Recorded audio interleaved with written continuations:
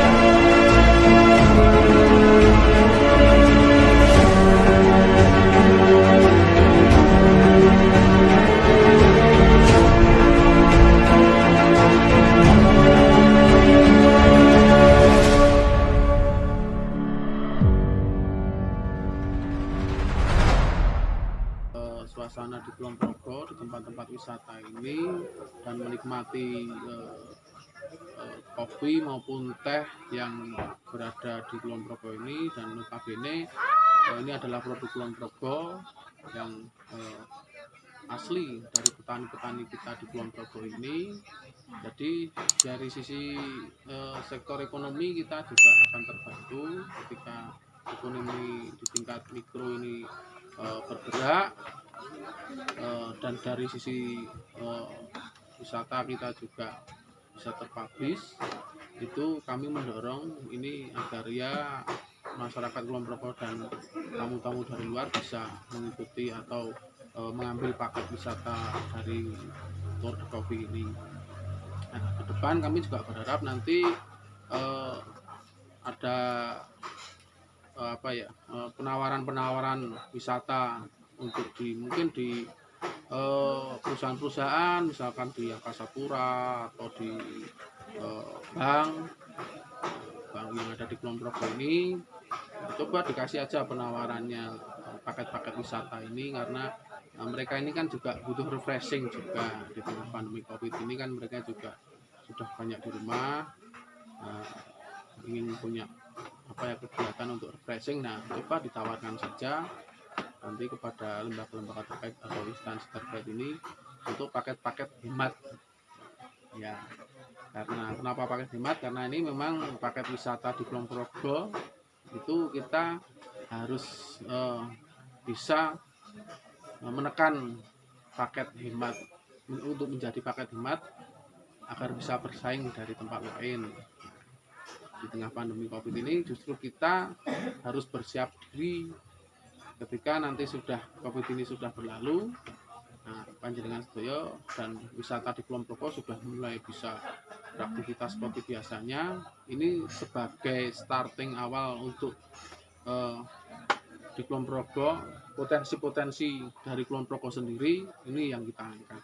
Karena Kulon Progo juga, pemerintah Kabupaten Kulon Progo juga mendorong semangat bila beli Kulon Progo yang nanti bisa diimplementasikan di semua sektor perekonomian maupun sektor yang lain untuk mengangkat potensi-potensi di Kulon Progo secara ekonomi dan bisa mengeksplorasi potensi Kulon Progo ini untuk di luar daerah, di nasional maupun internasional. Dan ini juga kebetulan ada Pak Kepala Dinas Pariwisata ini punya program Sambangi Kulon Progo, yaitu sambang gisik di pantai, sambang gawe untuk ekonomi kreatif UMKM kita, sambang gunung, wisata di pegunungan.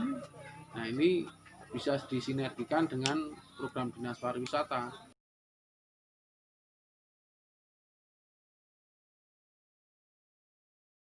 Kita lakukan setelah ini, pertanyaannya setelah ini kita mau apa?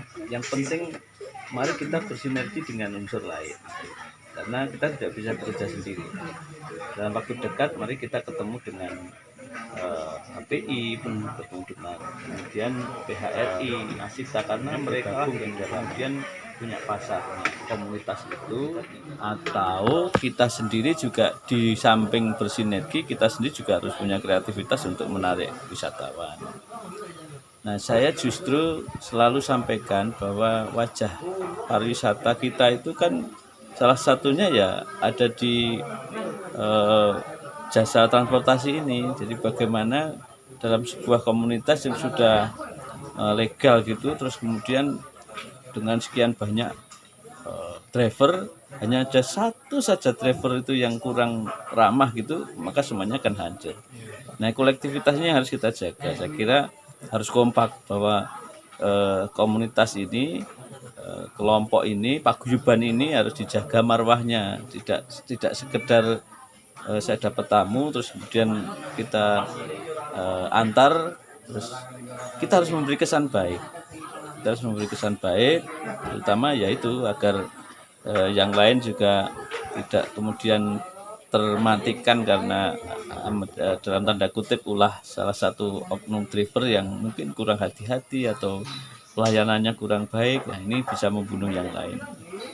Jadi semangat kolektivitas, kemudian kesantunan dan keramahan, karena mari kita membayangkan kita ini sebagai wisatawan betapa pelayanan itu menjadi sangat penting.